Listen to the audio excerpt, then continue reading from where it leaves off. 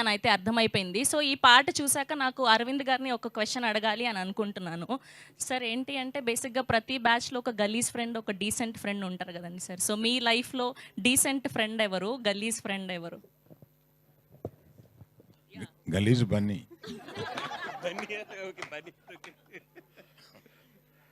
Decent Bunny Vasu. Okay. So, ఆ బన్నీ గారిని గలీజ్ ఫ్రెండ్ చేసి, ఈ బన్నీవాస్ గారిని డీసెంట్ ఫ్రెండ్ చేశారనమాట. సార్ మీ లైఫ్‌లో సార్?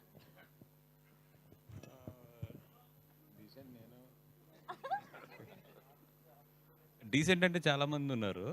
అయితే ఇది ఈ సినిమాకి ఒక క్యారెక్టర్ ఇన్స్పిరేషన్ అయితే కసిరెడ్డి క్యారెక్టర్ ఇన్స్పిరేషన్ అయితే మాత్రం ఆర్కే అని ఉంటాడు పాలకొల్లు.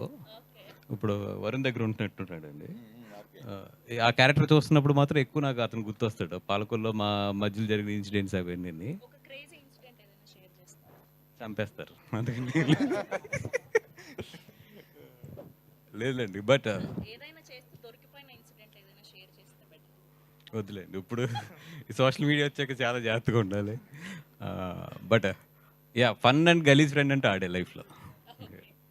అండ్ నితిన్ గారు, సో మీ లైఫ్లో ఇలా మీ చుట్టూ ఇద్దరు క్యారెక్టర్స్ ఉన్నాయి కదా, సో అలా రియల్ లైఫ్లో ఉన్న వాళ్ళు ఎవరు మీకు?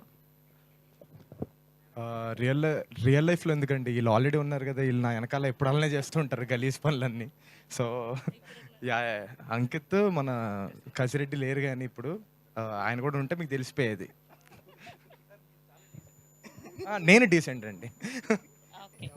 సో ఇప్పుడు డైరెక్టర్ గారిని కూడా అడుగుదాం. సో మీ లైఫ్లో ఇట్లా 2 క్యారెక్టర్స్ ఉన్న ఫ్రెండ్స్ ఎవరండి?